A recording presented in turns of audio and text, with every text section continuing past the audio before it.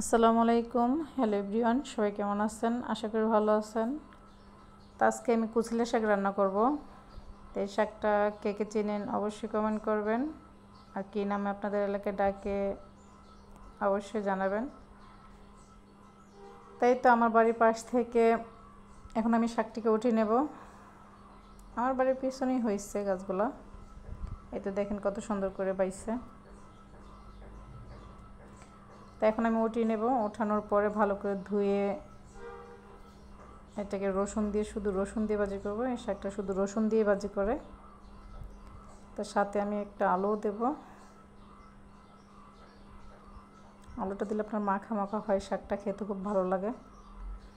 তো এই শাকটা মূলত আপনার ডায়াবেটিস রোগের জন্য অনেক উপকারী।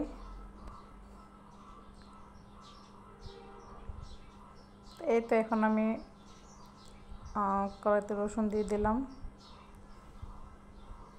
তারপর দিয়ে দিব একটু লবণ স্বাদ মতো। তো পুরো ভিডিওটা আপনারা দেখবেন, যদি ভালো লাগে চ্যানেলটিকে সাবস্ক্রাইব করবেন, লাইক অ্যান্ড শেয়ার কমেন্ট করবেন। আল্লাহ হাফেজ।